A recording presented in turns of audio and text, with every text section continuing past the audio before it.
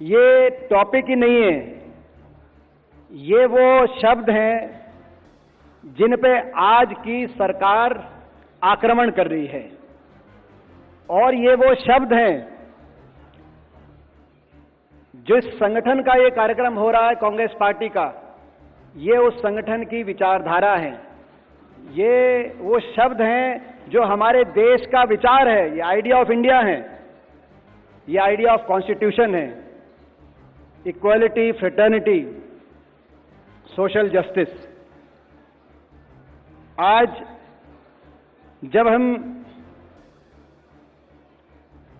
इन शब्दों की चर्चा करने के लिए हमें अवसर मिला इस पैनल के माध्यम से, तो सबसे पहले हम अपने संविधान निर्माताओं को याद करें, उनकी सोच को याद करें, किस दृष्टि से संविधान बना था और उसका निचोड़ क्या था। जो मैं कह रहा हूं, ये आइडिया ऑफ इंडिया और आइडिया ऑफ कॉन्स्टिट्यूशन है, मैं ऐसा ही नहीं कह रहा।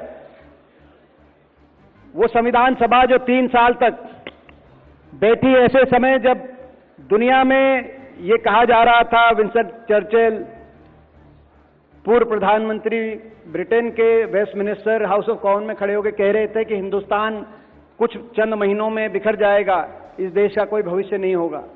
संविधान निर्माता यहां दिल्ली में एकत्रित होकर सोच रहे थे कि किस विचार से देश को एक रखा जाए, और जब निष्कर्ष पे पहुंची संविधान सभा, और मुझे गर्व है मेरे स्वर्गीय दादाजी चौधरी रणबीर सिंह हुड्डा जी भी, बाबा साहब अंबेडकर जी, नेहरू जी, मौलाना आजाद, सरदार पटेल, राजेंद्र प्रसाद जी के साथ उस संविधान सभा में उनको भी योगदान देने का अवसर मिला।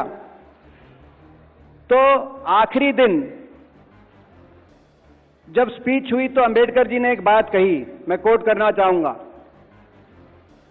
बाबा साहब ने कहा, last speech in constituent assembly, उन्होंने कहा, we must make our political democracy a social democracy. ये सोशल जस्टिस की जो बात आई है, वो सोशल डेमोक्रेसी की उन्होंने शब्द का इस्तेमाल किया। We must make our political democracy a social democracy as well. Political democracy can not last unless there lies at the base of it social democracy. What does social democracy mean? He goes on, it means a way of life which recognizes liberty, equality and fraternity as principles of life. These principles are not to be treated as separate items in Trinity, but they are one. Liberty, fraternity and equality. आज का जो हमारा topic दिया गया है, equality, fraternity and social justice, ये social democracy, ये कल्पना थी, ये आदर्श था। इस आदर्श को लेकर देश आगे बढ़ा, लेकिन दुर्भाग्य से पिछले 11 साल में जो मौजूदा सरकार है, उस सरकार ने, जब हम कहते हैं कि संविधान पे आक्रमण कर दिया, ये केवल हम हल्के में ही नहीं कहते, संविधान की के मूल विचार पर जो बाबा साहब ने दिया, जो ट्रिनिटी, इन तीनों विचारों पर, स्वतंत्रता पर, हमारे देश के भाईचारे पर और समानता के आदर्श पर, तीनों पर भारतीय जनता पार्टी द्वारा पिछले 11 साल में निरंतर आक्रमण जारी है।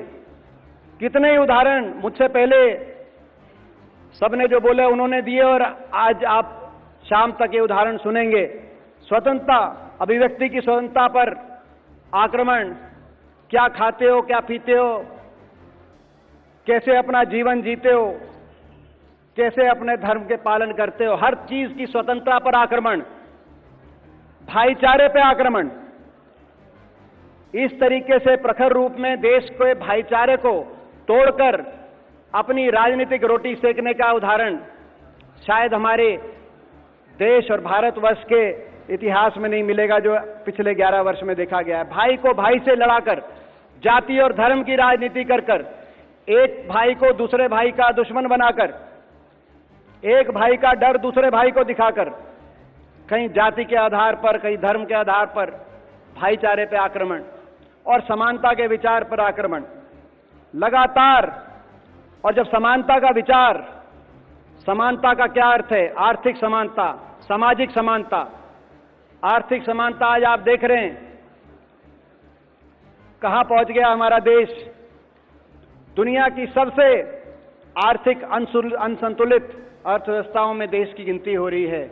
और सामाजिक भाईचारे पर लगातार जो सभी हर वर्ग के अधिकार जो हमारे संविधान में जिनको सुरक्षित किया गया, उन अधिकारों के प्रति क्या सोच है।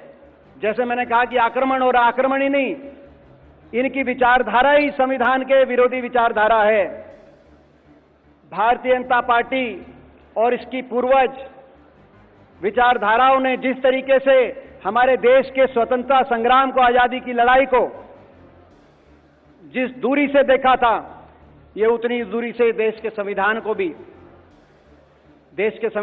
इन्होंने कभी अपने मन से अपनाया नहीं।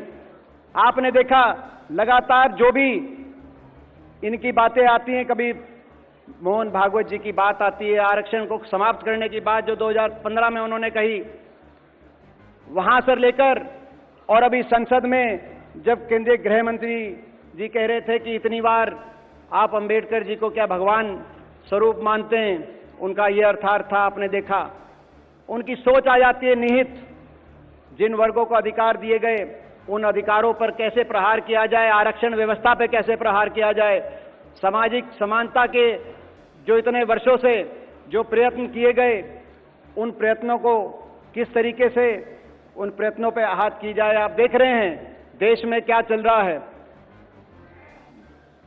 आरक्षण व्यवस्था को सीधे पे भी प्रहार किए जा रहे हैं और बैकडोर पे भी प्राइवेटाइजेशन के माध्यम से सरकारी क्षेत्र के रोजगारों को समाप्त किया जा रहा है। कितनी बड़ी संख्या में आप देख रहे हैं। और ये भाईचारा और ये जो पार्टी है, जैसे मैंने कहा, भाईचारे के तो इतने विरोधी है, भाजपा का तो नाम ये रखना चाहिए बीजेपी, अर्थात भाईचारा जलाओ पार्टी। देश के कोने कोने में जिन्होंने किया है, तो भाईचारा जला के अपनी राजनीतिक रोटी सेक रहे हैं। और आज भी निरंतर आपने देखा कास्ट सेंसस की जब बात आई, राहुल गांधी जी ने बात उठाई कास्ट सेंसस की, किस तरीके से इन्होंने विरोध किया और प्रयत्न किया कि ना करना पड़े। लेकिन इतना लंबा संघर्ष और एक कास्ट सेंसस का की जब आवाज देश के कोने कोने से जब उठी, तो मजबूरी में, जैसे मजबूरी में संविधान को सर पे लगाना पड़ा। और इस सरकार का रिपोर्ट कार्ड क्या है? एक और रिपोर्ट कार्ड है इस सरकार का। 10 साल की सरकार के बाद भाजपा ने नारा दिया, क्या नारा दिया? 400 पार। और लोगों ने क्या नारा सोचा, समझा? 10 साल की इनकी नीयत लोगों को समझ में आई और लोगों ने कहा इनका रिपोर्ट कार्ड ये है कि ये 400 पार का नारा इसलिए दे रहे कि संविधान को बदलेंगे। ये आपका रिपोर्ट कार्ड है। भाजपा वोट मांग रही थी 400 पार करने के लिए और लोग वोट दे रहे थे संविधान को बचाने के लिए। ये इनका 10 साल का रिपोर्ट कार्ड है। तो आज ऐसे समय में जब चौतरफा हमला हो रहा हो इन संवैधानिक विचारों पर, संवैधानिक संस्थाओं